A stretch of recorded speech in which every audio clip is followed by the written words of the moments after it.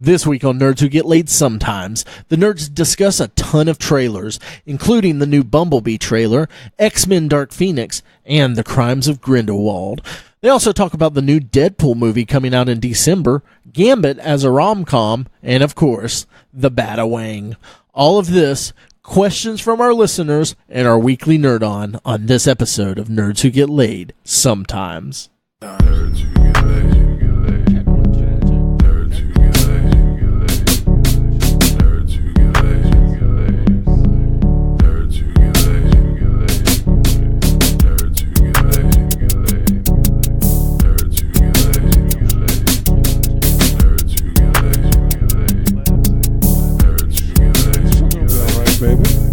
Welcome to another exciting episode of Nerds Who Get Laid Sometimes. I am the one true host, Michael, and with me in awkward positions are TJ, Chuck, and our favorite editor-in-chief, Ray. You know what would really have helped us deal with these awkward positions? What's that? Beer. Oil. What? Beer and oil. Okay. Oil. Oh, yes. Or boils. Both of those. Oil. I spent probably 2 hours today on the anti-MLM subreddit, which is multi-level marketing. So it was just a bunch of posts about people hating on essential oils. And so when you said that, I'm like, were you in my bed this morning? Like, for a split second? Like, my entire day just got wrapped into a bow. So how's everyone been today? Good weekend? Yeah, pretty good weekend. I'm glad it's over, and I'm glad I'm back. I missed y'all guys. I did. I missed you too. Conveniently enough. Well, I wasn't here last week, and I know I bailed on y'all last night, but I was just tired. Bailed on us about 3 or 4 times. I know, but I'm just counting last night. I'm counting all of those We're times. counting all of it. Yeah, we count it from the beginning of time Yeah. till we murder We're you. gonna call you So- Chuck the Baylor. Basically just, fucked. But that's okay. I know. It's okay. That's what the loop's for. Mm-hmm. Alrighty, well, that got real weird. How about we go to NerdOn, guys?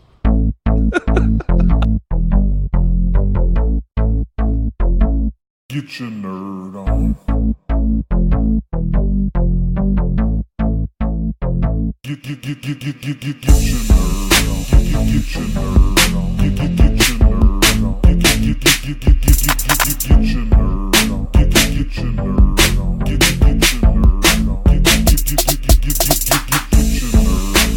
So NerdOn is our weekly segment where we talk about the things that we have been nerding out on separately and together. So as always, like to start Separately but equal. out with the with the nicest guy in the group, Ray, spouting out 60s phrases. Okay. Tell me about your NerdOn. I don't know if I want to hear it now. Me neither. Well, there were a lot. There were a few things that all of us kind of Explosive. Well, several of us took part in.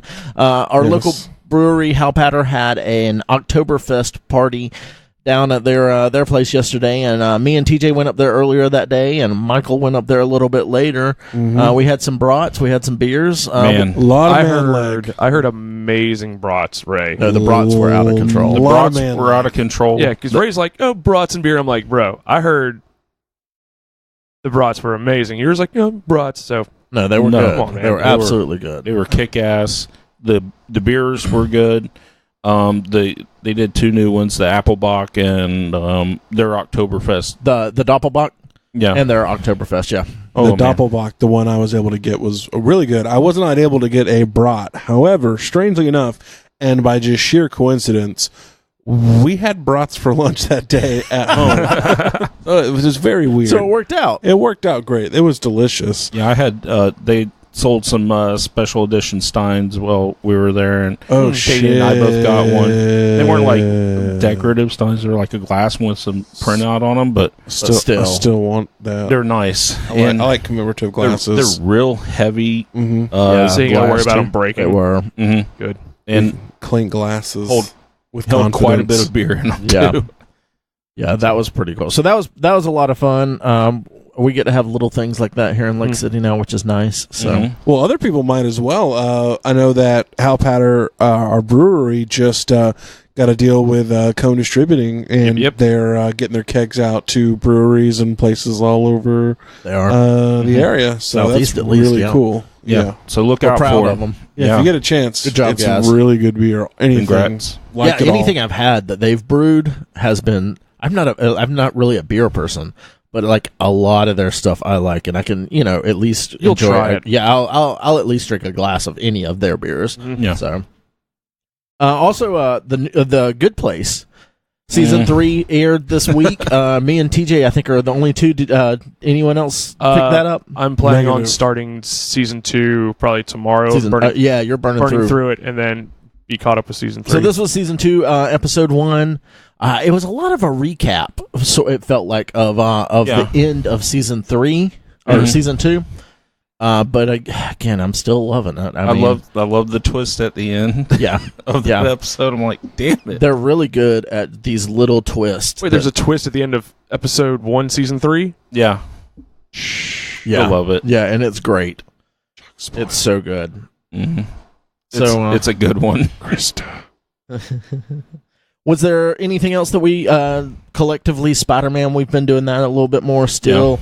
Nathan's not here tonight because of Spider-Man. Yeah. So we had a delicious Mexican dinner last night. Yeah, we did. Well, I'm three still of us feeling did. horrible. I don't know. My huevos rancheros was quite good. I'm No, sorry. mine was delicious. I'm sorry that your meat stew was strange, and TJ's huevos chorizo looked amazing. Wow. It was quite awesome.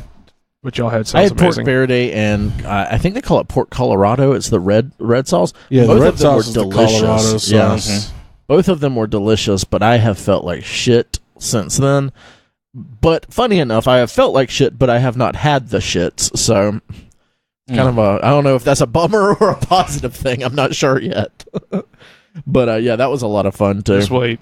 It'll Yeah, happen. I've been waiting. I'm still feeling horrible. Had a horrible headache and everything last night. So since I had a headache, I decided, you know what, will probably help with this headache.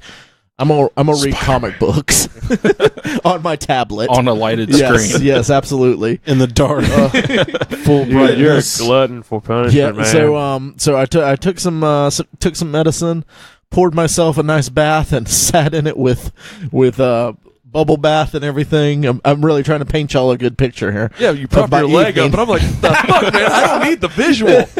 It was a lot like this, Chuck. Silhouette, And I started reading. silhouette. I had read a bunch of these before, Some ambiance. but yeah. But of course, on Marvel Unlimited, everything comes out 6 months later, and I had called up current at the time with all their Star Wars comic books, and they're excellent. But it's been maybe a year. So, there's a lot more on there. So I started reading up some more of those, and they're just really, really good. Yeah. Aaron is writing it, the same one that writes wrote Thor: God of Thunder, and is currently I think he's still writing Thor. He was doing Doctor Strange for a while. I'm not sure if he's still on that. He's a good writer. I feel like he's somewhat underappreciated. You have all the Tom Kings and the who's the Thanos guy right now, or that did Thanos and Cosmic Ghost Rider? Kate's. Yeah, Donny Cates and all those people. Josh Brolin. And I don't hear Aaron's name as much, but all of his stuff is pretty fucking solid. I think he gets. Wasn't he? I don't know. I think he gets a little bit of a bad rap for Original Sin, which I think was his baby. I thought Original Sin... Wasn't it? Maybe. I'm thinking Axis. Axis was Remender, which is that horrible makes because sense. Remender is good and Axis was horrible. But Yeah. But yeah, the Star Wars stuff has been great. They add these extra little characters, and it's all after A New Hope. Currently, the stuff I'm reading, and there was a whole issue dealing with Dengar, the bounty hunter that's like wrapped up in the stuff and has the fucked up face. Yeah.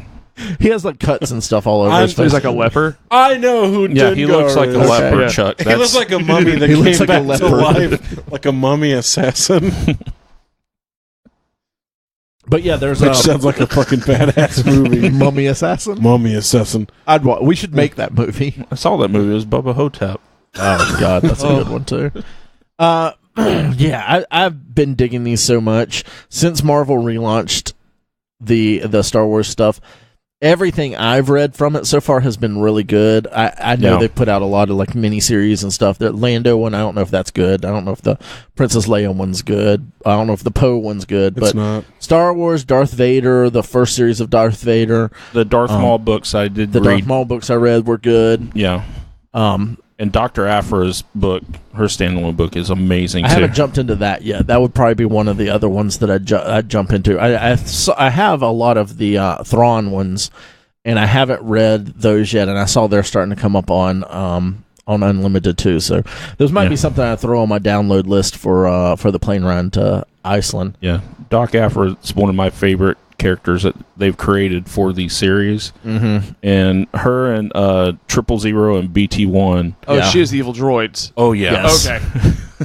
And they're so good. They're because 000 is basically a very murderous C-3PO. He's still very polite, but he always wants to drain people of their blood and cut their limbs off and stuff like that. That's like a Crumbopulous Michael, an assassin from Rick and Morty. You're like, oh, I just love killing. Old people, kids, I don't care. Kill them all. Here's my card. And then when he starts going to mission, he's like, oh boy, here I go killing again. It's just so happy. I also read New Mutants this week, and I came to an issue that I've read the excerpts from it before. It's a speech that Kitty Pryde gives, and no, you move. And it's a very solemn story because they're Kitty Pryde and the New Mutants are of course the students at the Xavier School, and the public school there has invited them to come to a dance. So they get to go to this dance. Kitty gets stuck with this one guy that's like new at this other school. The principal like sort of hooks them up, and she's like, well, whatever, let's just have a good time. He's kind of a dweeb. He gets picked on a lot, even though he's new. And they've some of the bullies at their school have decided to play a trick on him and tell him no one knows this. He's a mutant. He hasn't told anyone. These kids are being mean and decide, hey, we're going to bully this kid. This is going to be hilarious. We're going to tell him that we found out his secret and that these mutant hunters are coming after him. So he gets this letter, and he's like freaked out, and he's trying to fit in with the New Mutant kids and Kitty, and he ends up telling some racist mutant jokes, and everyone's like, all right, well, it's time for us to go. And they go home, and everyone's like kind of bummed because they liked this kid, but then he was being like real racist and shitty. And one of them, Wolfsbane, goes back to his house because she's like, something doesn't pan out here, and she finds out that he's a mutant. So it's late at night. She goes back. She wants to tell everyone, but they're all asleep, so she's going to tell them in the morning. They'll be so excited because he wasn't really being shitty. He was just trying to fit in. But lo and behold, the morning comes, and he's committed suicide. And it's just a heartbreaking story of this kid that was bullied and kills himself. And Kitty Pryde, who is the only person that has really hung out with him since he's been at this school, she has to go give a speech at the memorial. And the speech it's got some strong language in it.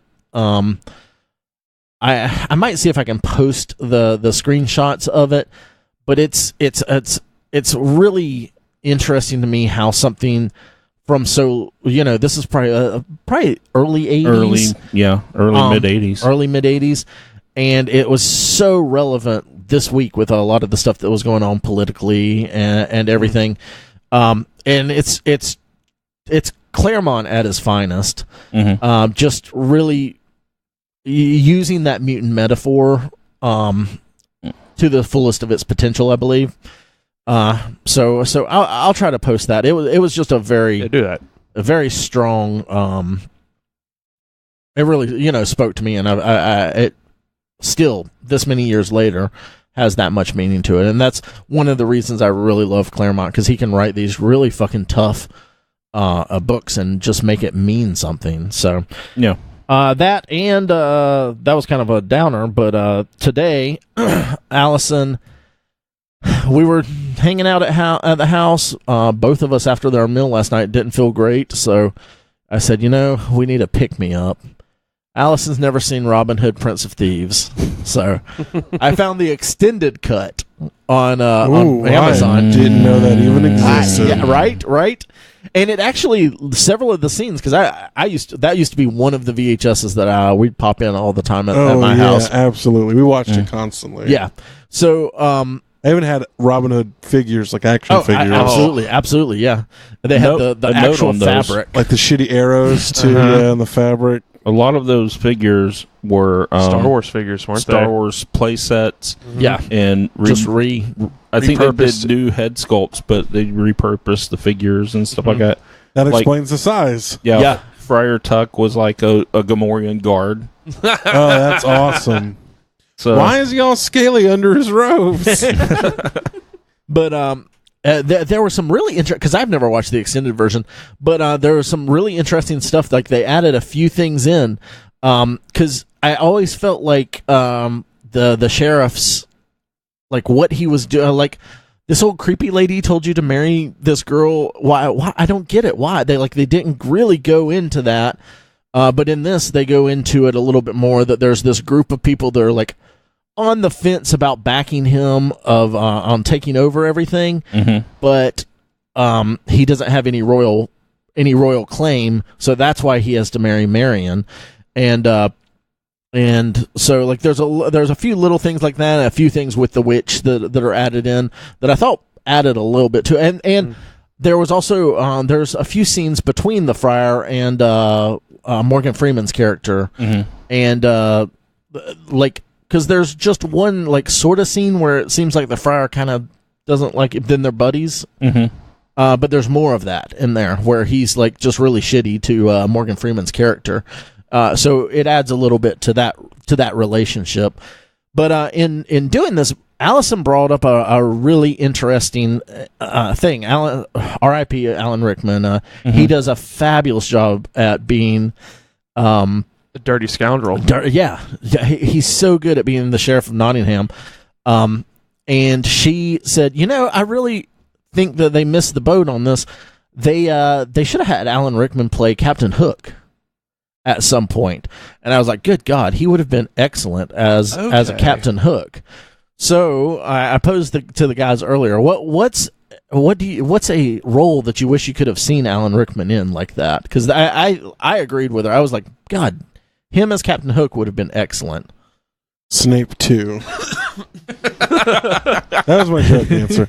I was actually Sheriff of Nottingham was one of my favorite roles he did, and I mean, just reprising that role would have been incredible. But on a more general note, for some reason I think like maybe like him playing a lawyer, like a John Grisham-esque type movie, I think would be would have been really interesting. Not like an iconic role or anything, but yeah, I don't know. I feel like the character, he could put a lot of just a lot of emotion in those those long movie court speeches. Yeah. He didn't play a lot of hero roles either, did he? They were more Galaxy Quest and maybe more like gray areas. That would have been a nice I would have loved to see him come back for a sequel to that. Exactly. By Grabthal's hammer. She also had Dwight in it. Oh, it did? What did? Oh my God. That's right. That was Rainn Wilson. What is that?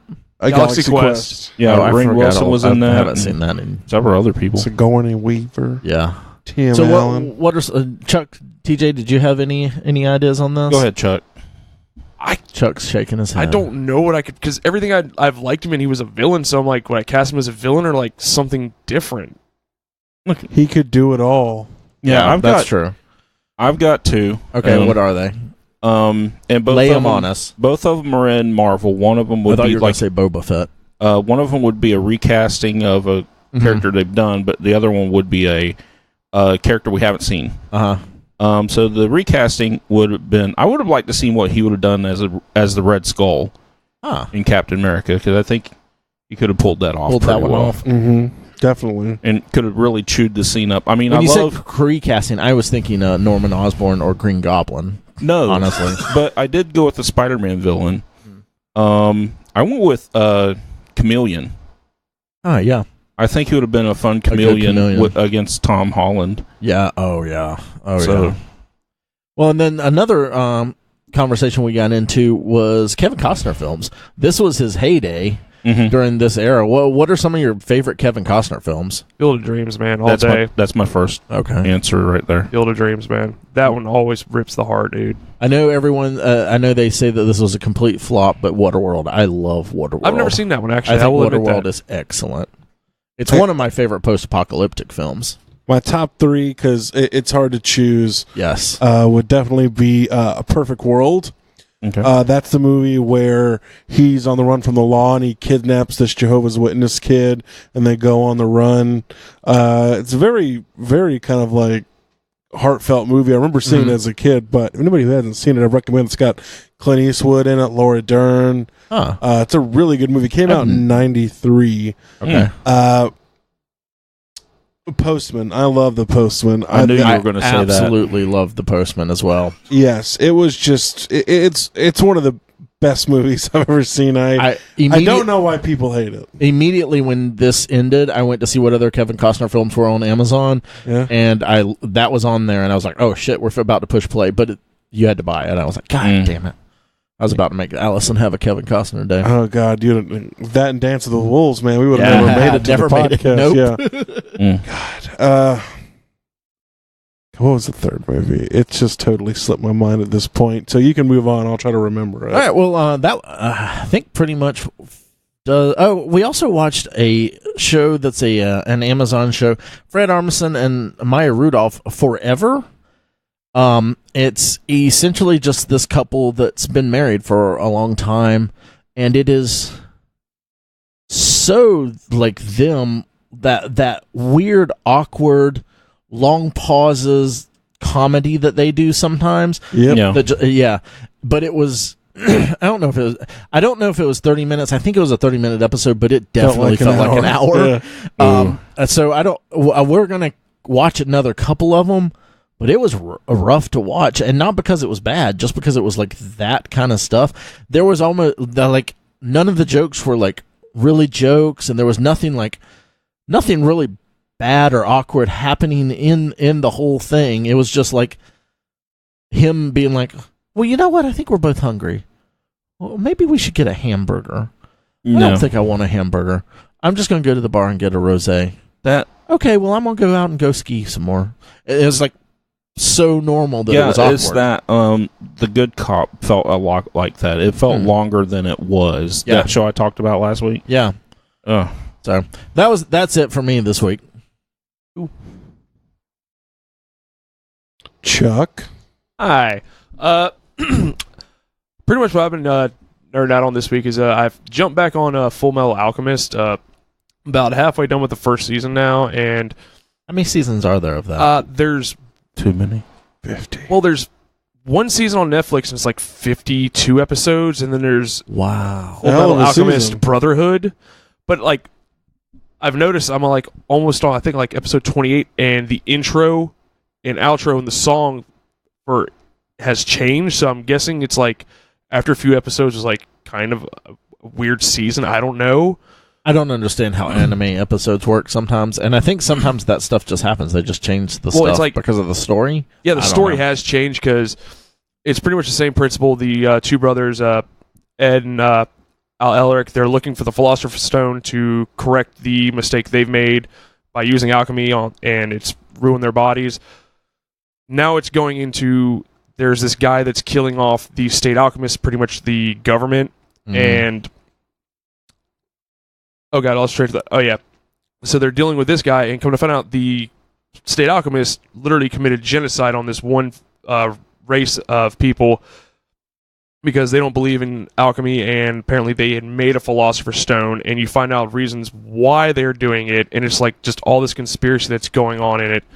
So I mean, if you just wanted to watch something. I find it to be entertaining, and I'm not a big anime guy, but the story is enough to just keeps building and building. So I'm like, I'm enjoying the world. I know a lot of people love it. That's one of the big. Yeah, ones. and I like the characters too. The two brothers, Ed and Al Ellerick. But other than that, I've started and finished season 2 of Iron Fist, and holy shit, that ending, right? Fuck you! I Hated that shit. I loved it. No. Okay, the ending was great. The last 20 seconds of the ending was horrible. No, that's what I'm talking about. I loved it, bitch. But no, if I don't know who's the guy that's playing Danny Rand. I know he was in Game of Thrones. I don't know his name. I can't remember his name right now. He would have done what he did with Rand in season 2, the way he acted and carried himself. Yeah. In season 1 would not have been a bad season. No, absolutely not. Because it looked like he literally found his own from the end of Defenders in that one episode with Luke Cage, and he's like, okay, I know how to do this character of Danny Rand. Well, and I think there was a big enough backlash, and they actually decided to fix the things that were wrong with season 1. But dude, it's like Danny Rand was amazing in this one. I thought he was great. He was 100 times better than he was in season 1. I can't speak enough praise of Colleen Wing and Mary. Mary was out of control. So was Colleen, but Mary was how she was interacting with Joy and Danny was like, yeah, Davos, he's bad. Yeah. I might be able to handle this. Actually, no, I'm gonna leave now. Yeah. No, I loved Mary. She was a great character, a great addition to the world and everything. And I'm not sure who the actress is. I've seen her before, but I have no clue. But she did an excellent job. That is Typhoid Mary, even though they don't come out and say it. Yeah, because her name is Mary. But what's the other? Walker is the other persona, and then there's a third one. She has 3, doesn't she? In the comics? Yes, I don't know. Yeah, but there's several of them. But she does such a good job flipping back and forth. Yeah, because there's the timid Mary, then there's the hard as nail Walker, and come to find out there's another one that they just realize that terrifies both of them. Texas Ranger. But the Mary character was amazing. I wouldn't mind a show just with Colleen and Mary. Colleen and Mary, and also Misty was so good in this season as well. But what about Ward? I thought Ward was a complete flip from season 1. Yeah, I liked that he wasn't that annoying ass prick, even though he started that way. But it's because of his rehabbing. They really moved his character along. Yep. So. But I don't want to go into spoilers. But dude, the ending was great. You really do. The last half minute of that is so bizarre and awesome. No, I loved it because I know TJ's going to watch it eventually, so I don't want to say anything. I know, and we don't want to give spoilers because it just came out recently. Yeah. But I loved it. Fade to black. Yeah, camera zooms in. It's Roseanne Barr on a typewriter. I would have taken that ending over what they gave. No. Yes. You're wrong. What about a Seinfeld ending? Would you rather have a Seinfeld ending? Did they have a Soprano ending? I'd rather have that. Did they have a beeper at the end of it with Captain Marvel's thing on it? That would have been so much better. So somebody said a side note that they want the very beginning of Avengers 4, Sam Jackson being in the Soul Stone going, Ucker. I want that now, too. Yeah. I never knew I wanted something so I just want a Marvel short right now. Just 5-second YouTube video. That'd be great. But other than that, speaking of Marvel, today I got my exclusive. I mean, it was supposed to be GameStop. I got it from Entertainment Earth. TJ has this pre-ordered from BBTS, Big Bad Toy Store. Yeah. The Archangel figure, which they announced at was it San Diego Comic-Con? Yeah, I believe so. It was supposed to have been a December release, but everybody's putting it out now. It's pretty much a reissue of an SDCC exclusive Archangel. It was an X-Force set and another Archangel, and I was not into Marvel Legends at the time collecting them, so when they released this, it came with 4 different head sculpts, better sculpt for the wings, better paint job, and an accessory for the Apocalypse Build-A-Figure. I'm like, all right, cool, I'll go for that, and it finally came. I haven't opened it yet, but I'm surprised at the head sculpts that are in it, like the Death Mask head sculpt, and That's pretty awesome. The only thing pay is attention to this sculpts. I'll have to look at that. the head sculpts that are not masked, or the ones with the hair, are the Adam Warlock and the Magus head sculpts. They just painted them different. Okay. But, I mean, it's a good choice of using, but I've seen people modding it already by taking the hair off the Sue Storm Fantastic Four exclusive figure and putting it on one of the heads so it looks more like the 90s Gotcha. Archangel. Yeah, the wavy. Mm-hmm. Yeah. And Tuesday, FedEx is saying that my other package for Marvel Legends coming in, Fantastic Four is The Thing, another Walgreens exclusive. It's in Jacksonville, so I'm hoping to get it tomorrow, but I've been waiting for that. I keep seeing people posting pictures and pictures and pictures online. I'm like, I'll have it in hand soon. Looks pretty badass. And that'll complete your Fantastic Four wave. For now, yes. Because there's also talk of a Super Scroll possibly at the end of the year, starting next year off, and they've been flip-floppy back and forth between Doctor Doom. Oh. Because the I may Doctor Doom have to get on that one too. Yeah. it's not a classic Doom. It's more of a screw that then. like an Iron Man type armor. Oh, okay. From the new Doom thing. I think so. No. I know. But other than that, the Legends, Iron Fist, and Full Metal, that's what I've been doing. What about you, Mr. Teej? Well, jumped on a podcast that Mike and Nathan had mentioned before. Dan Carlin's Hardcore History. It's going to be my Iceland airline fare, probably. It sounds like one it's gonna episode be mine. will be enough for the 7-hour flight. Yes. Oh, it's so good, though. It's so engaging. I don't want to stop listening to it.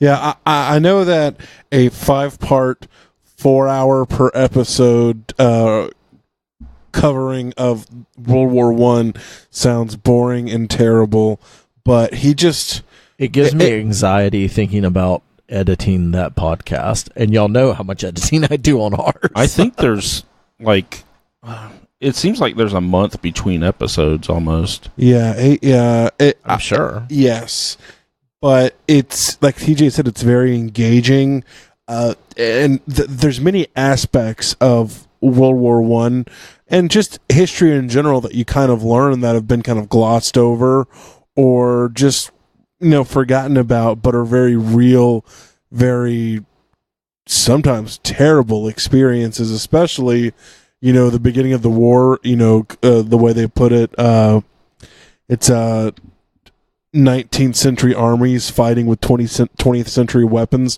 Nobody knew what they were doing. Yeah, and it was horrendous. Yeah, I love the thing he comes back to, as well as where he's like, if you could pinpoint a point in world history for the modern era that sets off where we are now, even more than 100 years later, it would be the assassin Giuseppe Principe Principe or whatever his name was, is the most important person in modern world history for assassinating the Archduke, which set in motion all of this other stuff. Yeah. And you can tie everything back in our even like current terrorism and in the Cold War, everything back to that one shot in a little podunk town in where was it at the time? It was it's in Austria-Hungary, I believe. No, it was in or was it in Serbia? It wasn't in Serbia necessarily, but it's in like Croatia or something like that. Something weird like that. But anyway, it is in Sarajevo, and you get shot there, and then it just skyrockets. I think they said it was a matter of it was a month from the time he was shot before ultimatums went down, and then they went from like a total peace almost to full out war in a 2-week period. It was just insane how quick everything went and snowballed after that. Everybody wanted to try out their new weapons, their new toys, and everyone had these internecine packs to protect each other if somebody went to war. So it was just this domino effect of overly eager people. And they said, kind of the idea of war is very glorified at the time, much like it is now, but even more so, kind of gallivanting off to war. and trench fighting and automatic gunfire and rail guns were just not that. Yeah. So it's a huge shift in the way people view war. Mm-hmm. And probably one of the main reasons we've had much fewer, generally speaking, subjectively, in the past 100 years. Yeah. And this is called what again? Hardcore history. Yeah, it's really good. You can kill a few episodes in the meat freezer. Yeah, Just it'll like your take you some victims. time to go through some, definitely. The last thing, I bought a new macro lens for my camera. I'm trying to get something that'll get some really good detail shots. That's why I haven't really done a photo shoot of that porcelain trooper yet. I want to make sure those details come out really good. And I want to get something that would be nice for taking pictures in Iceland. Yeah. So, and that's Cool. about it. All I've done this week.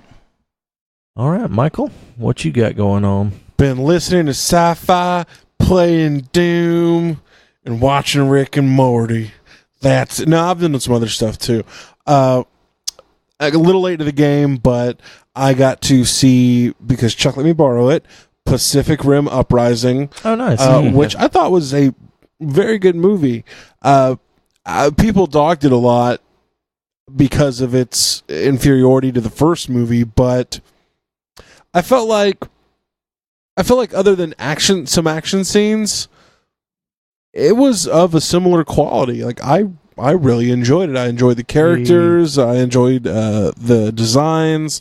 The story wasn't too bad. A little silly at times, but the first one was a little silly as well. Yeah. I mean, all you need for a story for those movies is an excuse to get giant robots and giant monsters to fight. That is essentially it. Just to kind of get to that. Mm-hmm. And that's why Robot Jocks was so successful. But I mean, that's really it for me. All right. Well, Cruising along. move on to prepping for the Iceland. Yeah, we have that. Yeah. Countdown is at less than 2 weeks. It's it's a like week tomorrow- and 2 days. 9 days. Yeah. By the time we release this, we will be 8 days out. Is that right? So, Yep. All right. Well, let's move on to some news. We got a lot of news this week, so let's do it. Yes. Buck. Ladies and gentlemen, please allow me to introduce you to the newsman of the evening, Jimmy Ray Hancock. Come on now. He's reading the news. You're gonna read the news now. Jimmy Ray is reading the news. Hey Ray, what type of news you got tonight? Well, I hope it's good, 'cause it's Ray with the news. Here we go. Ray's with the news chat. Ray's reading the news chat. Ray's reading the news chat. Ray's reading the news chat. That's horrible. All right. Well, Mike drinks his Pine Sol beer. We got a little bit of news going on here. So hoppy. It is very hoppy. It's a isn't it? Star Trek beer. Which one is it? What's it called? Insurrection or something like that? This is called Symbiosis. This is a 30th anniversary ale. Oh, okay. I thought that was 5.5%. It's nothing. Natty Ice is better and cheaper and gets you drunker. So we had a couple of announcements this week. One of which being about You're an asshole. Yeah, hey, pretty much. about Red Dead Redemption 2. Damn. It's going to require 105 gigabytes to install, Freaking God. and it'll support up to 32 players online. That's a lot of gigabytes. a lot of goddamn fucking Cowboys. Is that about what GTA did? It was 32? I GTA think? was 30. It was 30? Yeah, this beats it out by 2. The only Okay. thing I know that's bigger is Battlefield. They do 60. No, well, it wasn't Battlefield. What was that game that had 64 to 64 for, I think it was PS3 only? Oh, my God. It doesn't matter, but they've only ever done it once or twice. Yeah, 32's a lot of players online. Oh, yeah. Is that just per map if you're doing a versus? Yeah, if you're thing? doing a versus, I know the GTA, it's the whole city's open up in the multiplayer. Huh. And the original Red Dead on its multiplayer, I think it was 16 players, and it was almost open world, but I think it stayed in kind of one of the areas. I don't think it went to everything. But it was That's a lot of area to do multiplayer on. Yeah, and they would snipe you as soon as you landed in the city and stuff like that. So I only played it like 2 or 3 times. I couldn't even get out of town on my horse by the time. Yeah, that's just fun. Yeah, but yeah, the file size for the download, I'm like, or for the install, I'm like, Jesus Christ. Because I thought Spider-Man was pretty big at 40 gigabytes, 40 something, 45. Nope. I don't know what it was. Yeah, not even half of it. Like I had to delete quite a bit of games off my PS4 just for Spider-Man. Red Dead, I'm like, God damn, dude, I may have to look at a fucking hard drive. Oh, definitely. And this is another reason why I'm so pissed at these console makers right now. 500 gigs. Yeah. Or you could get 1 terabyte, but we're going to occupy like 100 gigabytes to your operating system or whatever else. You know? Yeah. That's crazy. Yeah. PS4 also opened for crossplay with Nintendo Switch and Xbox this week. On Fortnite on a beta. Yes. Yeah. So, what are why is this important? What are the thoughts on this? Because Sony's been against this for quite a while, and it's mostly for monetization. So they don't want you buying things on the Xbox Live Marketplace or the Switch Marketplace, then bringing it over to PS4 or whatever else without them getting their cut. So I guess they've kind of figured things out, whatever, with whoever they need to figure out. Temporarily, at one point, Fortnite had this set up and going without people knowing what was going on. There was no official announcement or whatever. Really? Yeah, people were finding that they were in multiplayer matches with Xbox and PC players. And then once the word got out, they put the kibosh on it fast. It was only like a day or so. But they found out because of the gamer tags. Yeah. Because I think it's Xbox, you can have a space in it, and PlayStation, you can't, or vice versa, one of the two. So they found out. They're like, whoa, this shouldn't be happening. Or not. Players were happy about it, but PlayStation was not happy with Epic Games about it. So rubbing their fingers together, expecting money and not getting it. Yeah. So. Interesting. But I mean, if you've already, that's the thing I don't get. If it's a game that's been on all, because it's on all the consoles, right? Yep. Mm-hmm. So what would Sony care if I'm playing Nathan on his Xbox, but I'm using my PlayStation? It's a matter of what the extra, because nobody earns any money off of them playing off of. Sony gets a little bit of money from your PlayStation Plus subscription or whatever, but where these companies really make their money online is you buying all their little shit like extra guns or extra maps or whatever else. That. So if you buy your map on Xbox and you're playing with someone on a PlayStation, oh, okay. So Sony's not getting a cut. That map, yeah. So you didn't buy it through Sony's server to the marketplace, so they don't get their little cut of it. Yeah, gotcha. Okay, I mean, like, that's weird. Games like Overwatch, like I got a couple guys I work with. They have an Xbox and they play Overwatch. I have a PlayStation 4, even though I don't have Overwatch anymore. But if you could do cross play like that, you may be inclined to keep it. Yeah, yeah. So I'm like, I can get that, but I mean, it's like eventually it's going to happen. Yeah, I think it's at a point now where there's enough outcry that's available. Yeah. Have other like Switch and Xbox have been able to do crossplay for a while?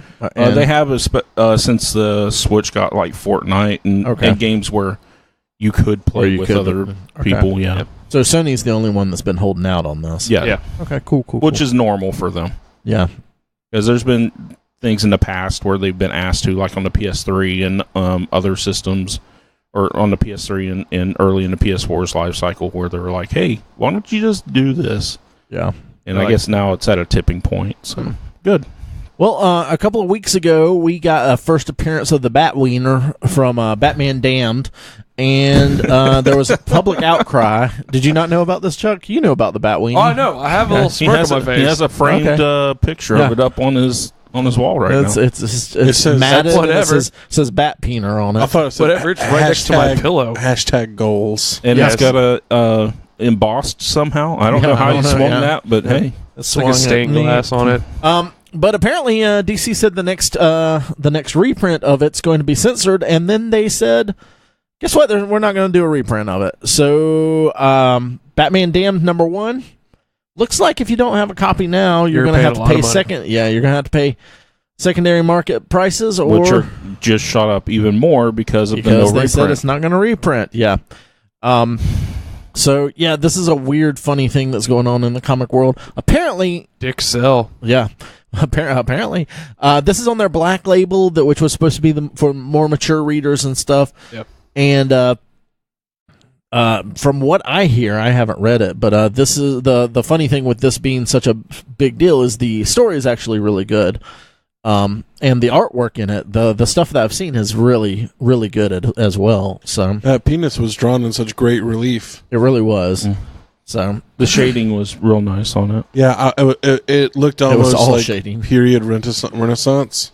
It was a little big to be period Renaissance, though, because Renaissance penises were always really small. So, well, I mean, this is like Batman, so we naturally is going to have a larger statue penis. Have you read anything from Black Label from DC? I haven't yet. Okay, I'm just curious. What is? Do you know the general gist of the Batman Damned story? What makes it Black Label? I don't. I think the penis mostly makes it Black Label, and it's magazine size instead of comic size. Oh, really? One of the stories behind it is, I guess in one of the regular series Batman comics, the Joker gets killed, and it's unknown whether or not it was Bruce that did it. Okay. They're not sure if Batman did it or not. They're not sure if he outright murdered him or self-defense or what's going on with it. But Joker's dead.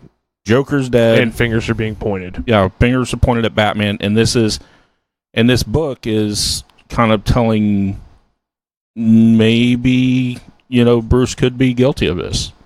Okay. He could have crossed the line finally. And I know there's extra issues of this coming out. It's not just a one and done. This is like a series. I thought it was like a graphic novel series is what they were doing. It is more graphic novel size, I believe. And like I said, it's oversized, so it's magazine size. Yeah, Wiener's aside, I mean, that sounds like a cool story to get into. Yeah, absolutely. And that's what everyone that I, in all my groups and everything have been saying is like, there's all this hype because of his bat weenie, but the story is actually really good and the artwork is excellent in it. Yeah. So it's a I don't know. It's an a odd silly choice. thing for the outrage it gets, but nowadays I'm not surprised I at all. honestly haven't seen any. I feel like this is manufactured outrage because I have not seen anyone. The only thing I've seen people upset about is that so many people are talking about it. I saw And the they're just like- anti-circumcision group or whatever was Oh, protesting Oh, it. God. Yeah, I'm sure there's little like dumb things like Yeah. that, but I haven't seen anyone that's like, oh, this is because if you see the picture, Yeah. it's very like it's an outline, Yeah. and that's about it. It's not like straight up. Here's Bruce Wayne's dick. Yeah. It's not Dr. Manhattaning out there. No, and I saw the picture a few times, like right when it came out, and I didn't even notice it. I didn't realize. I thought they were just showing this part of the story, and I was like, "What is this?" And then someone else was like, "There's the Bat Dick," and I was like, "Oh, there he is." So Yeah. I guess that is there. Surprise. Yeah, surprise, surprise. Bat-Peener. The Bat Bat-A-Wang. Bat-A-Wang. That's actually what most people are calling it. Dang, I thought I was original. I know. Sorry about that, Mike. Well, it's a gut reaction. Can to that still be the Title. Wait, no, last week was the dick. What did we choose last week? Mary Poppin Lockin. Yeah, Oh, we can do a Bat Dick title this week. We can Yeah, do Bat-A-Wang. absolutely. Or Bruised Wang. Steal that from Ricky Givens. So December 21st, we're getting a new Deadpool film. I'm really confused about this. I think everyone's confused about this. Basically, what happened is the studio put out a picture of Fred Savage in a bed being told a story by Deadpool, all the Princess Bride. Reminiscent which is- of Princess Bride. Yeah, he's wearing a Chicago Bears shirt. Yes. Yeah. The back, if you notice, the Cheetos bag on there is like the old 80s Yeah. logo Cheetos bag. Yeah. And they basically just told everyone, start guessing now. Yeah. But someone else had reported that they're supposed to be, like before this came out, that there was supposed to be a PG-13 edit of the film. Yeah. So I'm wondering if they're going to edit the 2 films or something like that and use all the the graphic stuff. They're just cut into him telling the story or something like that. Yeah, I think don't it know. might be that, and it's like Deadpool telling Fred Savage's story. Yeah. Like almost, I'd be surprised if he hasn't kidnapped him and put him in this bed like this Oh, yes. to tell him the story. And it's not. It's actually That Fred would Savage. be amazing. Yeah, I was telling- it's such a Deadpool thing Exactly. too. I was telling Allison, because I was smiling so big about this, because I'm like, this is the dumbest thing ever. This is so Deadpool, and I Deadpool don't 3, like the quest for more money. Yeah. But the scene looks amazing. I don't Those like little Deadpool, stills. but I love this. This is like someone doing something, even though I don't love it, excellently. Yeah, They're doing it very so passionate well. about it. Yeah. So December 21st, I guess we're getting another Deadpool, and who knows what this is going to be. Oh, I'll go see it I want to see Yeah. Deadpool in an Ernest movie Oh, where he takes the place of Ernest. with the everyone Deadpool wants to see suit, that. but he has the overalls. He has the hat and the Yeah. denim vest over it. Yes. Yeah. Oh, yeah. God. That would It be can't amazing. happen. Ryan Reynolds, I know you're listening. Van City Deadpool Reynolds. goes to camp. I kind of Oh, want to God. get some 1/6 Ernest outfit and Yeah. put it on my figure. We talked about a 1/6. This is the second week in a row we've talked about a 1/6 Ernest. Yeah.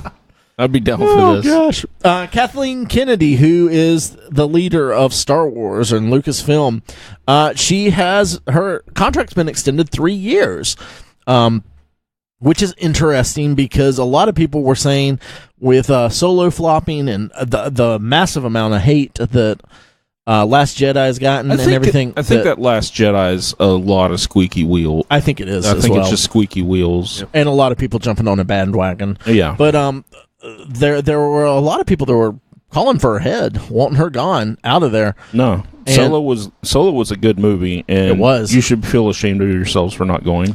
Is that on Netflix or Not yet. Hulu yet? I don't think Not it's yet. even out. I don't know. think it- You should buy the DVD. It just came out on Blu-ray. Oh, it just did? Did it come out on You should Blu-ray buy or the Blu-ray digital?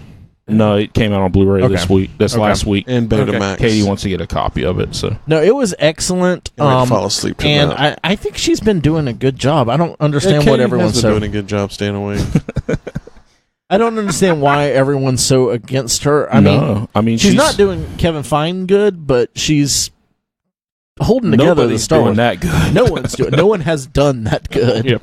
So, yeah, I'm not upset about this. I think all the new Star Wars have been great. I've Yeah. loved them, and I'm a lifelong Star Wars fan.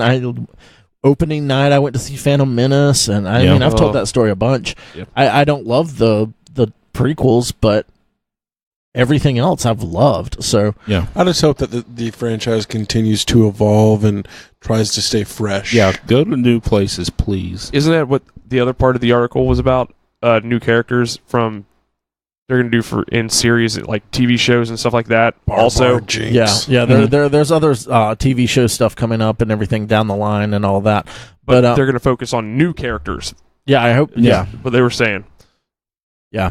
So, and I feel like so far we've gotten several, like the 3 movies that have been put out recently are completely different. Yeah. They're very, very different films. Last Jedi is not the same as Force Awakens, and Solo is not the same as either of them. So, Yeah. and Rogue One, I forgot all about that. They're all 4 very different films. Yeah, Rogue One's definitely it's definitely a war movie. Yeah. Or I'm surprised, really. Solo was a really fun kind of heist type movie. It's a heist kind of noir as well. Yeah. Mostly heist. Yeah. So, yeah, He it doesn't was, know what the fuck's going on the whole movie. no, he did not. That's very hard-boiled noir. Yeah. So I'm not mad about this. I know a lot of people are pissed off about it. But who cares? Fuck Yeah. y'all. I'm here for the ride, baby. Exactly. Yeah, I'm here Let's go, for a long Kathleen. time, not a good time.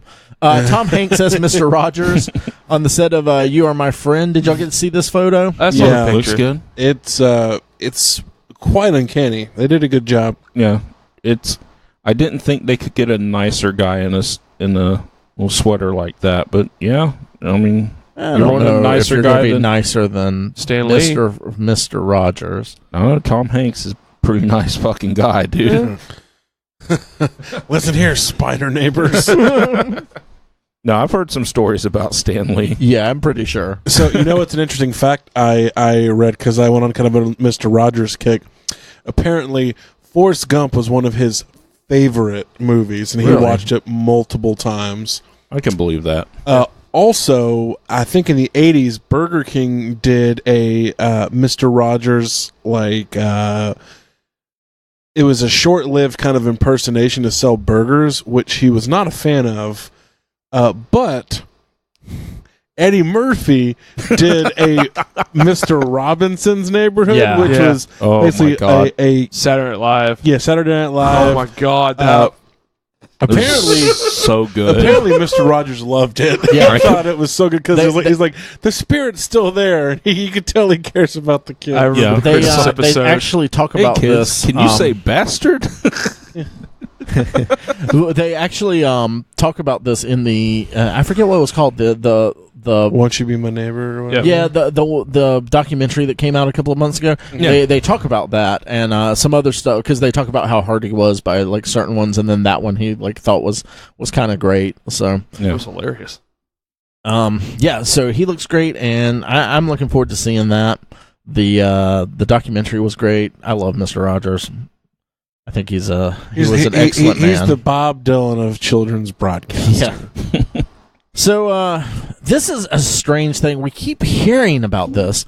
So Marvel bought Fox, but we keep hearing about this Gambit movie, and it's supposed to start shooting early Disney's next year.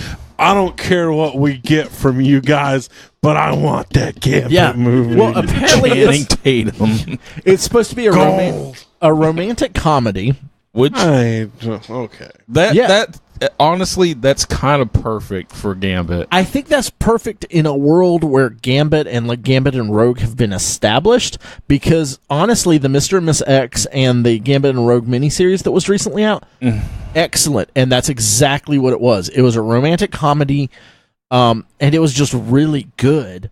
But it was also someone who's writing it who has loved those characters since the 90s at least. Almost but as Gambit's much as that Channing Tatum. prototypical sleazy guy at the beginning who changes over the course of the movie to become a sweet and awesome guy. But it's also weird that he's sleazy as He's a fuck. thief of yeah, hearts. oh yeah. My chérie, I've changed.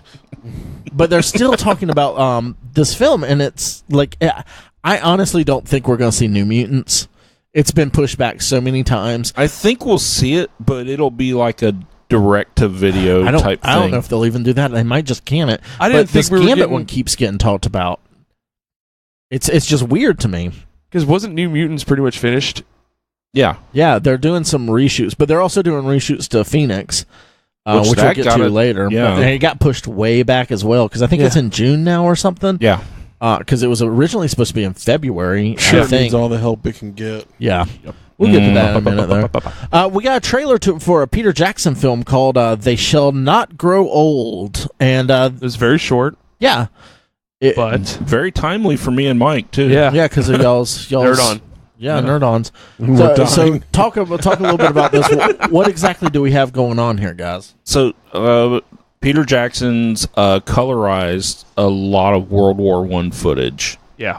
And has made a film of it. Do we think this is going to be like a documentary, or is this going to be an actual film where he's going to use these clips? That's going to be like I think it's Kohanis Katsi, where it's just a bunch of just film put together and edited together with. I mean, there might be like a plot to it, but I think it might just be like just a mosaic from start to finish. That's weird. That's weird, but that's interesting. I would be into it. It's a one night only thing. Yeah, that's true. October 16th, was it? Yes. Yeah. Okay. It's a very artsy type thing. Yeah. So I would be interested to see it, because that's always been one of my problems with history and kind of putting it into these were real people and everything else. Is it doesn't black look and white? real. Yeah, a black and white photo doesn't really do it justice. I know colorization doesn't do a perfect job, Yeah. but it does a better job of Like it humanizes it to an extent. exactly. More relatable. Well, and the stuff that they showed on this looks excellent. Yeah, it looks like so a great good. job was done on it. So It looks natural. So, Man, we have so many trailers this week. We had that one, and we had one called Stan and Ollie. This is about Laurel and Harvey. Hardy. The old school, real old school comedian like silent team. movie. Yeah. Three Stooges-esque comedy duo. Yeah, is Steve Coogan and John C. Reilly in this? Vaudevillian. Yes. Yeah, Vaudevillian. And it's The Untold Story. John C. Reilly's makeup looks really good unless he gained like 100 pounds for the role. if he did, I'm even more impressed. But his Yeah. makeup looks really good. It does. Yeah. Steve Coogan is always great. I loved him in Hamlet too. Hamlet, Tropic too. Thunder. Yes. You know, he's a really good actor, and so is John C. Reilly. We talked about him having quite a lot of range, and I don't know, 3 or 4 podcasts ago, so we really won't go into it. John C. Reilly. Yeah. Yeah, Yeah. he's my, because we're about to talk about him in another film, Holmes and Watson.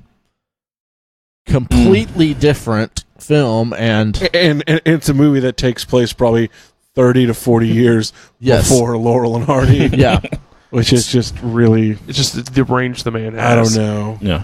Yeah, I mean, he was in war movies. The hard-ass editor-in-chief he played in Never Been Kissed, aside of Drew Barrymore. I mean, that was right before his comedy roles kind of took off. yeah. So it's interesting to see the evolution and him to come back around to more serious roles. One of my first roles I remember him in is Magnolia, the P.T. Anderson. Still need to see that movie. I think God. the first thing I saw him in was probably Boogie Nights. Yeah. Okay. Yeah, I saw that after I saw Wasn't Magnolia. he in a war movie too? He was in The It Thin was. Red Line, that World War II movie. Yeah. I think that's where I saw him the first time. So out of the 2 John C. Reilly movies we have coming out, so we have Stan and Ollie. We already talked about Holmes and Watson, which is Step Brothers Part 2 is what it yeah, feels like that's to what me. it looks like because But- it's. Jim Boy's running out of ideas. Yeah. I did chuckle at one part. Oh, when the Yeah. bees get loose and he's just shooting off. Yeah, he's just bee humor is like right on it for me. His Webley revolvers at the Yeah, bees. he's just shooting his revolvers at all the bees. That was a knee slapper for me. It's almost like you don't really need a trailer for their movies. Just put that they're going to be in something together. You know exactly Yeah. what it's going to be. Yeah. And you'll know if you want to go see it or not. BT Dubs, we haven't mentioned. This is Will Ferrell is playing Sherlock Holmes. and Watson is, of course, John C. Reilly.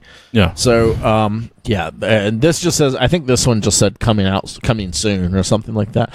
It's exactly what you would expect. I think it's Yeah. by end of the year is when it's going to drop. Maybe. Yeah, they use a lot of the new Sherlock Holmes tropes, like Yeah. the like calculating Yeah. physics Yes. of his movements and everything. yeah. Yes. So this is just going to be like Hot Shots Part 2 to Top Gun or Rambo.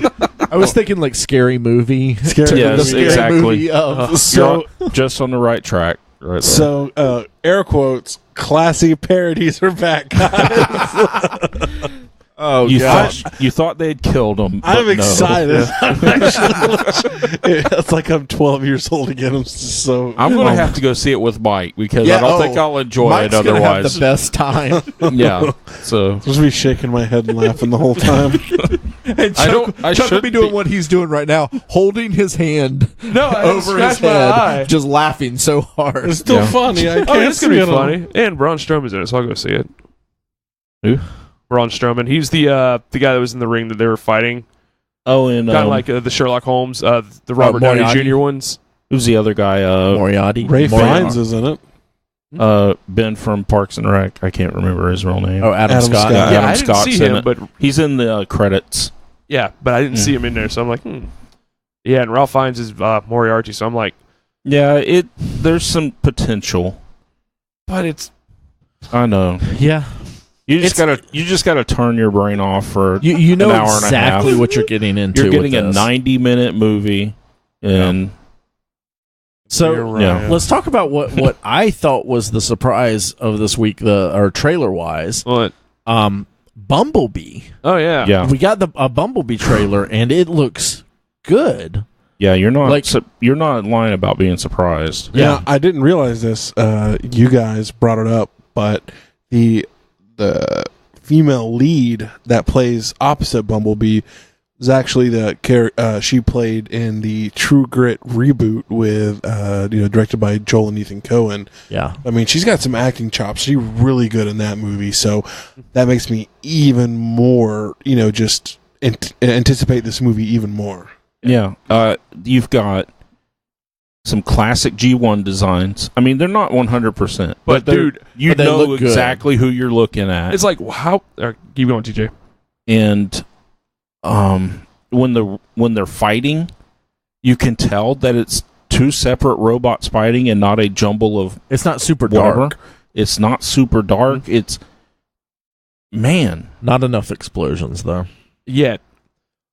They got to do all that post production, and it took a huge amount of the budget to actually make John Cena visible on film. Now I will say, John Cena and it looks like Fred Armisen is going to be one of the villains or I some have of the no idea who villains. that is. or From- the early version of like Sector 7 from the other movies. But I had no shits about Bumblebee movie. I'm like, I don't I know didn't why either. they need to do it. But No one like I did. said, No, I was I'm mad with you. about It looks good, but my only gripe is why did it take so long? Because Raven pointed out for them 5 movies to finally get the Transformers look the way they It's not should Michael look. Bay. Because it Michael didn't Bay's matter. not Michael doing Bay's it. attached to it. He's an executive producer. That doesn't mean doesn't anything, though. mean a That's whole a lot. title. That means that he has done all the other Transformers movies. He made them a shitload of money, so they're attaching his name to it. give him money, so More he gets money, a paycheck yeah. still. I know, but I'm saying, but why now have that classic look? The director's kind of went into that. He's a huge fan of the old school stuff. I've read a couple of interviews and stuff that he's done, and he's able to get away with it because even though it is a prequel to like the Michael Bay movies, because it's a prequel, he can get away from those designs as much because they're on Cybertron a lot, because they're way before they come to Earth originally. He can go and tweak these designs to be what he wants them to be. So this would be a prequel you would like, and I hope it's a prequel reboot. I Reboot the hope base it shit. is. I do too. Because I'm sorry, as much as I did like the Prime design in the first one. Oh, I did not. Well, the fact you got No. Prime on the big screen, but now having A the real classic Prime. Yeah. Optimus. And seriously, I lost my shit when I saw the trailer. Sound The wave. sound wave. Good God, the Cassette sound player wave. sound wave. Yeah, Yeah. Soundwave and Shockwave. Shockwave, and Uh-huh. you had Oh my the god, Starscream looks Looks like a jet. amazing. yeah the I don't think that's Starscream. I think that's they said it's Blitzwing. Yeah, Oh, it that's is Blitzwing? Yeah, it's Blitzwing. But on the Cybertron scenes, at least in this trailer that we saw, or the other one that came out, it was an international trailer. Mhm. You can see the Cybertronian jets. Yep. And they're in that the kind of triangle-looking things. they're in the Yes. triangle jets form that they were in the original Transformers cartoon. Yeah. And what's the guy that was always on Cybertron? Shockwave. Shockwave. Oh, Yeah, we already he's talked on there about too. Shockwave. Yeah, and he looks Like just like the Shockwave, fucking yeah. cartoons. Yeah, all these designs, I'm about shitting my pants. I'm like, oh my god! I mean, Optimus has got glass on his Yes. on his on his chest. pecs. He's got the smokestacks on his shoulders. God, it looks Jesus. It's so, why couldn't they do that? It's like Bumblebee- red and blue in the Yeah. right places. I'm like, It's God funny damn. because Bumblebee doesn't look like himself. Bumblebee has a real IDW look. Yeah, Yeah, he does. But he's he a does. Volkswagen, and that's He what's is a important. Volkswagen. And they Yeah. carried the face over that they used from They did, the movies. It's the same Bumblebee face. but he still has a much better design than the Bays Yeah, Transformers. And he's So- small. I think to answer your Yeah. question, Chuck, Yeah, man. Michael Bay was making them a ton of money, so Yeah. there was really no reason to change or to care. And now that they have some breathing room to do what they want to play with the franchise. I hope this one does even better. I hope so it will. too. It should. I It hope looks so. so good. 'Cause, I mean, honestly, the last There's few have been shit. Not they a made lot of- money. there's not a lot of movies crowding it out in Because it comes December. out in Christmas. Yeah, it's So be a good hopefully it does good. Christmas movie to take your kids to. So Yeah. Another one that we got the final trailer for Fantastic Beasts and the Crimes of Grindelwald. Sweet Jesus, that looks good. I know. It looks so good. I'm gonna have to see this in theaters. I don't care anything about Harry Potter stuff. I did watch the Fantastic Beasts and Where to Find Them, and it was great. Yeah, it was great. And this one looks even better. And I don't even get all this stuff. Like Allison is sitting there because she's a huge Harry Potter fan. And she's like, "Oh my God, that's really important." And I'm like, "I don't even fucking know what happened, but it looks cool. It looks good." It was the same way with Katie. I'm like, okay, Oh yeah, it's like awesome. I think that's kind of why I like these more than the other ones, is because you don't have all the lore books to and it. all the. I don't have all that other nonsense. I have to feel like I have to know the other stuff. This is a new original story. We can just go with it, and and it's got and for fans, it's awesome because they have all this fan service in there for mega fans, but people that haven't been keeping up with it for the past 20 years, like us, we can just go in and watch it. So yeah. And if you decide to go through with the rest of them, like read the books or whatever, then you'll see. Yeah, no, you'll catch all that. That's even better for you. Yeah, I recognize the weird flying horses.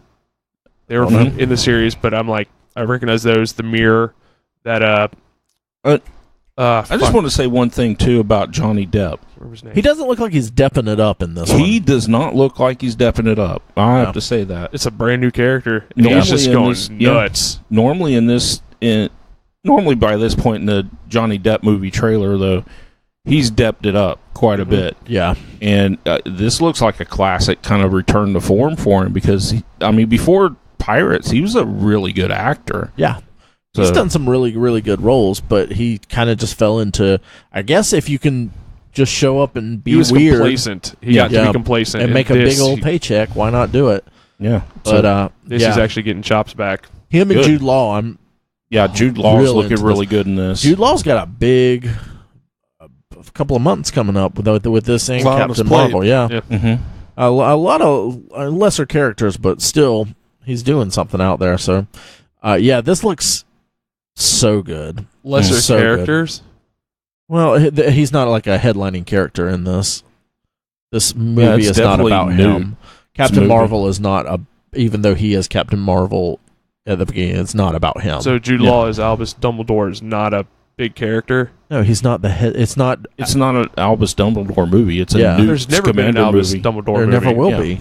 But he's a big character. Okay. But not in the movie. He's more of the plot than he moves the plot character. along. This is what you need to do, Mr. Scamando. Yeah. Exactly.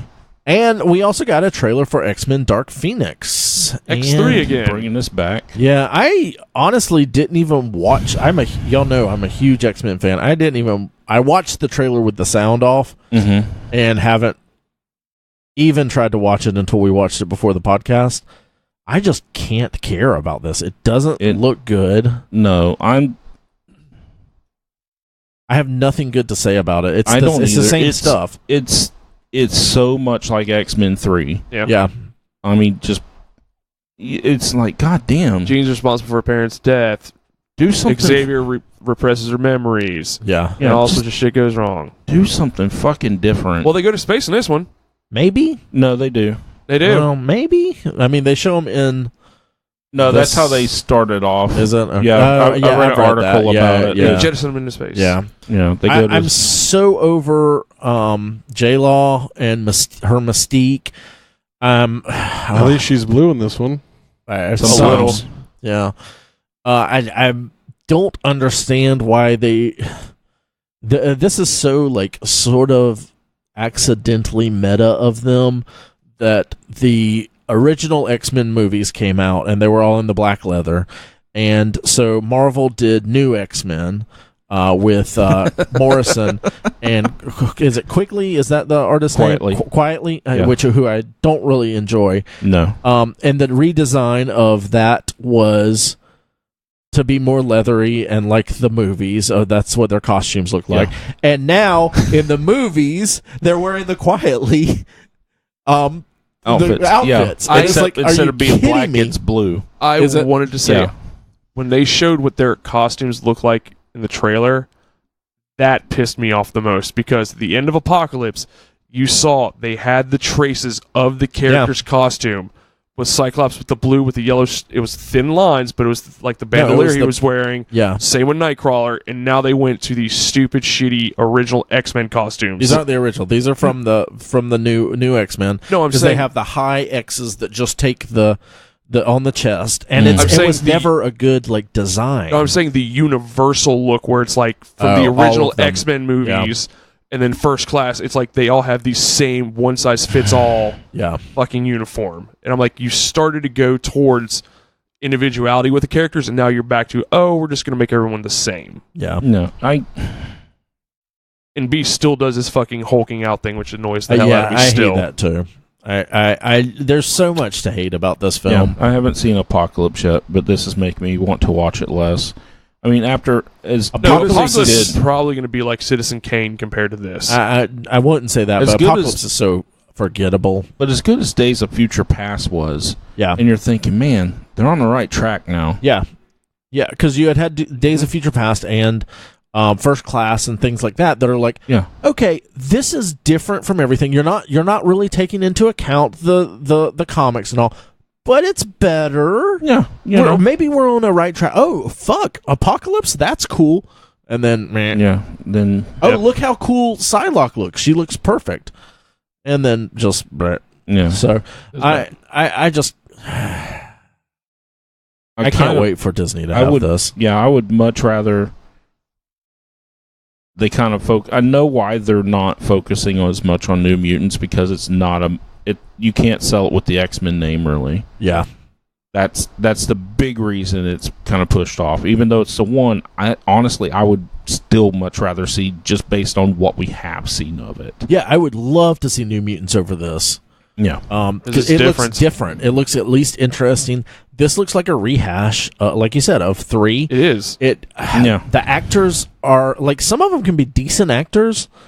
None of them are great actors, like the new kids and everything. Which I don't expect them to be. They're kind of young, and I like that their ages are about the right ages they should be for their Phoenix Saga. Yeah. But the main thing I hate about them trying to put the Dark Phoenix Saga in a movie, and which is why I've said for years, and it's really hammered home to me more now, is that X-Men should be a television series and not a movie series. You have the time to develop and flesh out the storylines. X-Men, more than Avengers, more than any of these other things, is it's a soap opera. Yeah. It's stories about relationships and all this craziness, and you got these fights that kind of superheroes thing. Yeah. It's not a superhero beat 'em up thing. You can't speed it along with these. The Phoenix Saga had such an emotional impact because you went along that journey with the characters. Yeah. And you don't get that. The Phoenix Saga is actually only like 5 or 6 issues for maybe, the Dark Phoenix Saga. But the whole entire Phoenix Saga is from like issue 100, 94. 101 is when she comes back as Phoenix, all the way to like 140 something or something like that. 137 is when she dies. Okay. Yeah. So like, there's so much build up to it. Build up. Yeah. And the other major stories, like, Days of Future Past is a major story, but a lot of the beats from Days of Future Past are built on what had come before. Yeah. Inferno, God forbid they ever try to do an Inferno movie, because I won't even try to watch that. No. Because it requires so much build up and so much other stuff going on to get it right. And maybe that's the problem, is that we're so used to this house that Claremont built with the X-Men, and there's no way to do that in film. No, there's no way to do it. That's why I like how Marvel has done the Infinity stuff. Yeah. It's nothing. I mean, it can't be. Yeah, there's some story beats that are the same, but for the most part, though, it's completely different. Well, and that's what they've done with all of their major things. Yes. Civil War was not Civil War in the comics, and but they all spun the it beats were there. Yeah, they spun it to do what they needed to do. Yeah. So it's just not looking like. I just don't think the people that are creating these films understand the X-Men and what it's about, and I think it's going to hurt Disney doing anything with them for a little bit to realize how to fit them in. Because TJ's saying like it's better off as a show because there's so much nuances and things that go into it. You couldn't. Movies wouldn't work. If they don't try to adapt those stories, though. If they go in, they pick a team of X-Men, and they go in and they say, and they try to do something new, hit some of the same beats, but not try to. I mean, I honestly think they could do like several X-Men over the year, and then all of that, we're planning it out. We have 3 X-Men movies, and then the 4th one's going to be the Dark Phoenix saga. I think they could have done that, knowing going into it. And planting those seeds early and along the way. What makes me mad about this is I feel like now, it would like take you away said, Chuck, from the rest of the MCU. Disney isn't gonna. Disney's never going to touch the Dark Phoenix saga. No. Never. No, because twice it's being rehashed. Yeah, it's being rehashed twice. They're never going to do Days of Future Past. So I'm never going to get we're never going to get like the actual comic stories. They won't touch that. We're never going to get. I won't say never. I don't think we'll get Apocalypse or Magneto anytime soon. I will say I'm getting burned out with Fassbender and McAvoy by now. I think they They're were no okay. Stewart or McKellen. I'm just they are You're not. hitting the same beats with them every single time. I can see why. And we Magneto's know how. so bitter now. He's like, Charles, like your idea is not fucking working. Yeah, it's like I'm tired of having to explain this to you. You give these speeches and no one cares. And we know how good of actors both of these people are, but they're not being used. It has to be the writers and the directors and everything in this. Because I'm not into them as those characters. I don't believe that Fassbender is not Magneto to me. McAvoy is not Xavier. He was in First Class. Yes, he was getting there in First Class. Yeah, and he was in Days of Future Past. I feel that he was in those two.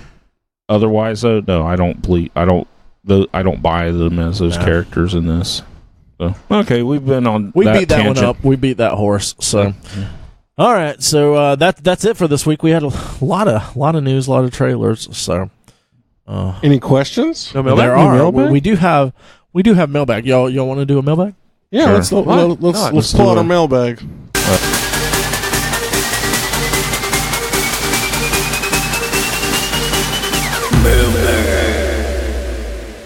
All right, guys. Well, this is the segment of our podcast where we get questions from you guys and we answer them for you. So let's see what we got here. On Facebook, we have Katie ask, what are you guys looking forward to the most in Iceland? Charles, what are your big plans that week? Okay, so not this next weekend, but the weekend after that, 80% of the podcast is going to be out of the country in Iceland, so there will not be an episode. No. We should just have Chuck do a single, we should. Chuck can live tweet what he's doing the whole week on Sunday night. On Sunday night? Yes. So tune in. I'm going to be Sunday like night. Garth from fucking Wayne's World. I was by myself. Tune in Sunday night, and Chuck will live tweet what he is doing. I love this plan. I do too. I think it's a great plan. This is a good one. Facebook I'm Live having fun. Yeah, Facebook Live it. Turn on live tweet yourself. Facebook living. Yeah, your activity for the evening. So like I said, you're covering 2 of the major. Throw some Snapchats on there too. Got it made, man. Do our stories on Instagram. Yeah. So we've been planning for the last year and a half about to head to Iceland, and Chuck was going to go with us. Didn't work out this year, so we're hoping next trip he'll come along. We got him to the beach, guys, so that was a big step for him. Yeah. I mean, he's left Lake City twice, 2-3 times, several times. Yeah, well, we've gone to Gainesville year. twice. And my back's actually still a little red from the beach. I don't know why. It's kind of weird. I still look scaly from the first time. Probably because you didn't put any sunscreen and stayed out in the ocean for 3 hours. Let the seaweed exfoliate you for. I mean, it doesn't hurt, but I'm like, that's true. Still red. So what are some of the things y'all are looking forward to in Iceland? The Aurora Borealis. Yeah, I really want to see that. If I don't experience anything else, I would like to experience the Northern Lights. And I'm probably in the minority. Okay. I hope we get some snow while we're there. I would love nothing more than to be drinking an Icelandic beer in one of those hot springs while it's snowing. Yes. Good God.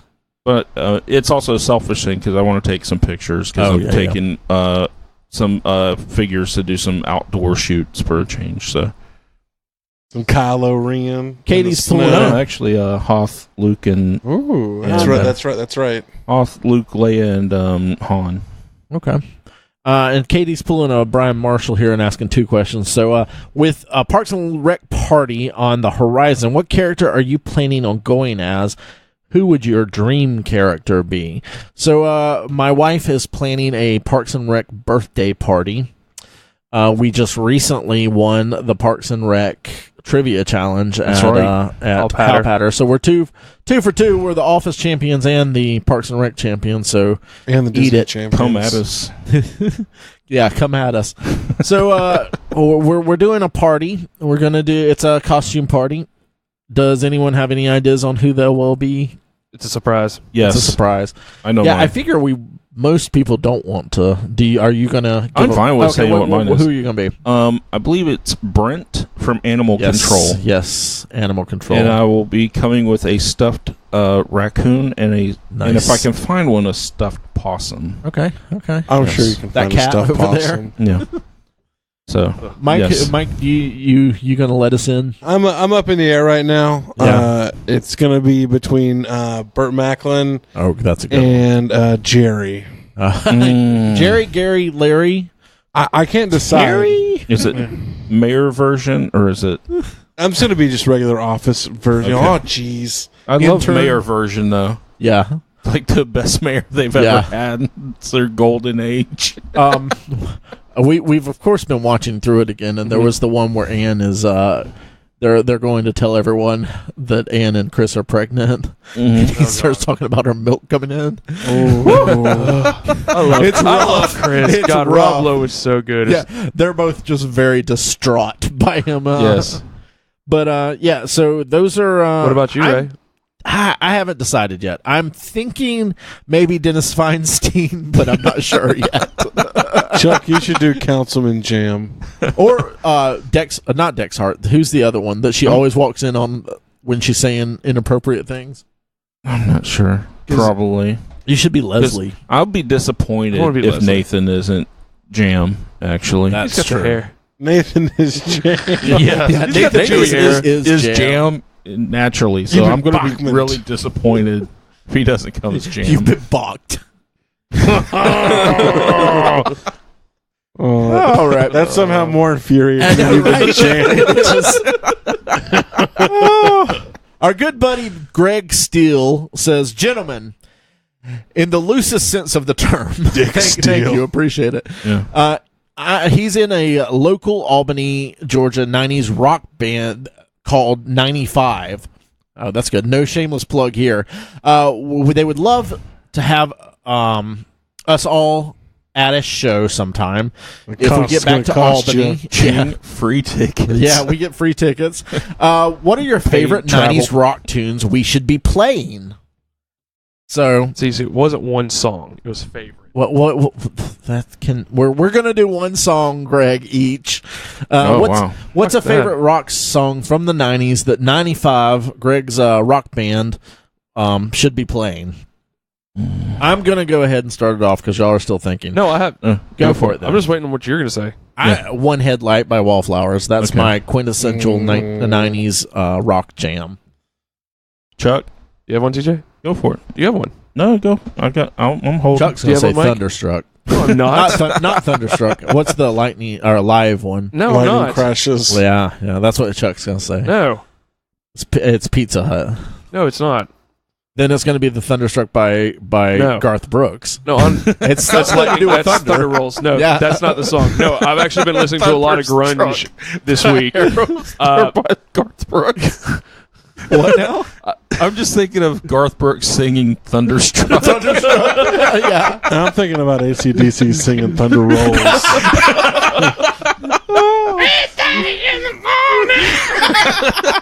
That's how I was going to say. Damn good ACDC. We're starting an ACDC band now, Mike. But you got one, TJ or Mike? Oh, yeah. Well, you guys help me decide. I've got two. Wait, what was the question again? 90s song for the Okay. favorite the 90s Found rock Out About song. You by the Gym Blossoms. Okay, it's that's a good one. That's probably one of my favorites. Or God, what was the other one?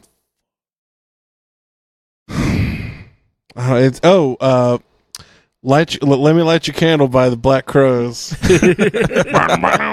Yeah. I want to see Greg Steele fucking belt that out.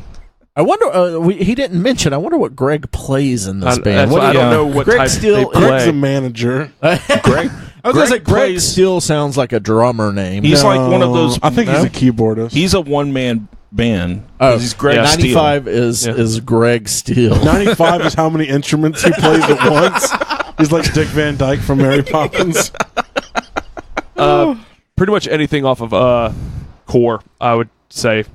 Stone Temple Pilots, Oh yeah, Plush, you do Cracker love Man, you Sex do Type love Thing, that. Wicked Garden.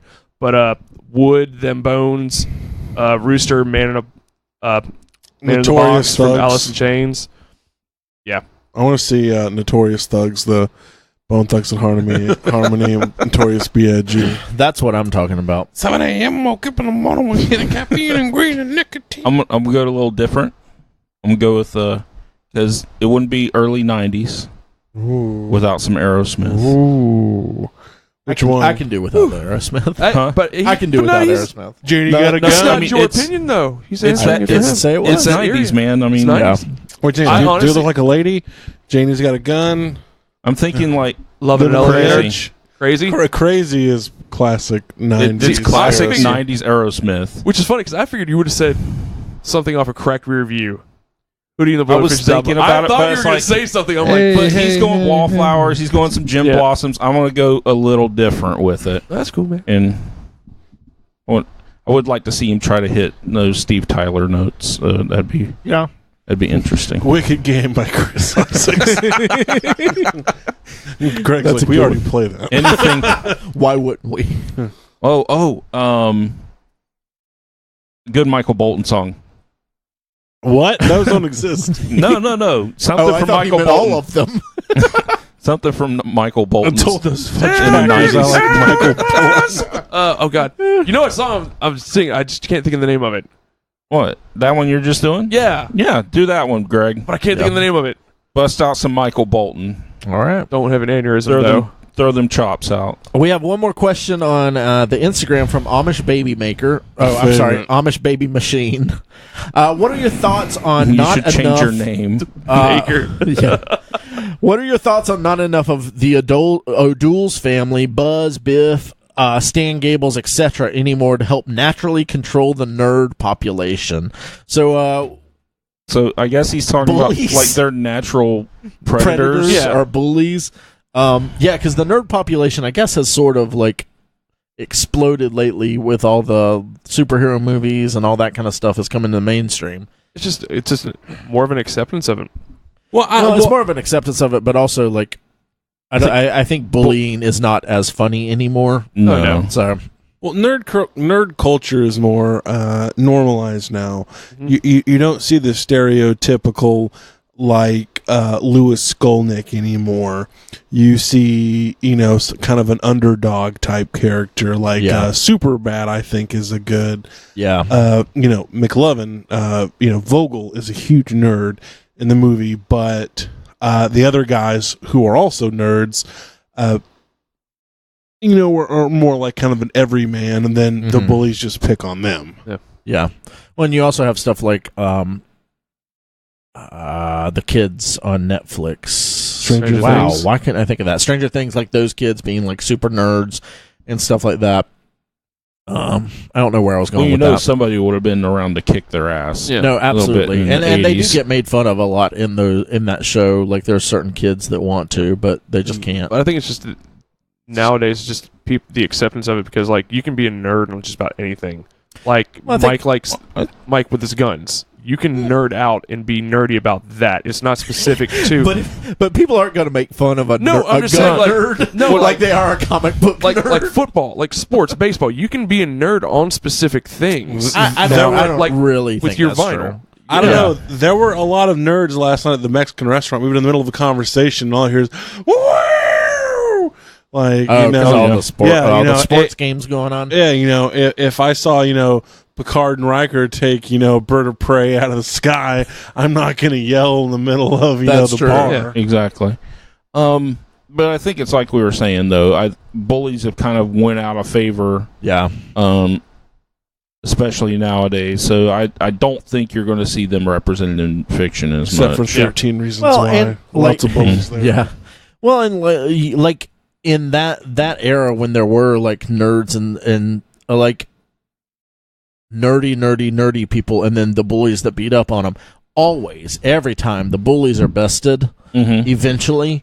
And I think that just like in real life. Yeah. And I think that comes from like the people that were making the movies. Yeah. Were nerds. Yeah. Exactly. They were nerdy people. That's the people that are like artists are nerdy usually. And so they grew up with that kind of stuff happening, but then the new generation of artists like saw all of those movies, and it didn't feel like, I feel like it's probably not something that like needed to be represented anymore, because it's not something, you know, it's more of a what's the old saying, the best revenge is living a good life kind of thing.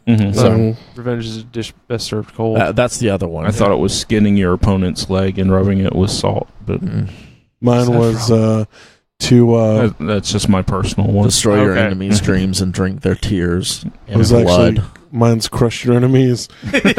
Have their women driven before you. Hear the lamentations of their women. All right, guys. Well, that's our questions for the week. That's our podcast for the week. If you enjoyed this, follow us on for this week. For this week, I think we'll do another one next week. It's 2 days before we leave, so we'll see. Follow us on Instagram, YouTube. We're still trying to work up some more content. We had a good run for a little bit, but we kind of fell off on that. Nathan stole my tripod and did some dumb thing with some dumb music video for some dumb music or something. Oh, whoa. We have to have a podcast next Sunday. Why? Our Venom review. Oh, we're going to see that? We're going to have to see it first. God damn. I canceled my movie pass finally because fuck those guys. I thought my week couldn't get worse. I can't wait to see that PG-13 CGI shit fest. Yeah. God damn it, Chuck. You don't come to anything, and then when you do want to go to shit, it's fucking Venom. Let's go to Venom. Oh, man. All right, guys. Well, thanks for listening. Follow us on the Instagrams, the Twitters, the Facebooks, and the YouTubes, and we'll see you next week.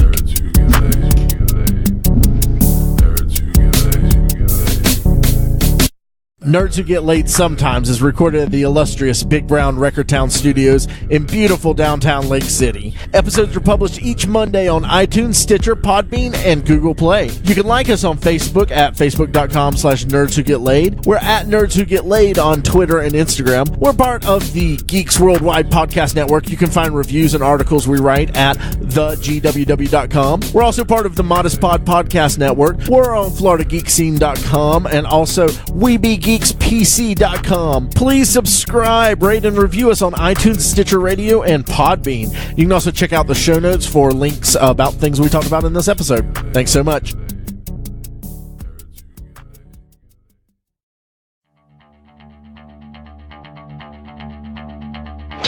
This has been a production of the GWW Radio Network. Please don't forget to subscribe, rate, and review us on iTunes, Stitcher, and SoundCloud.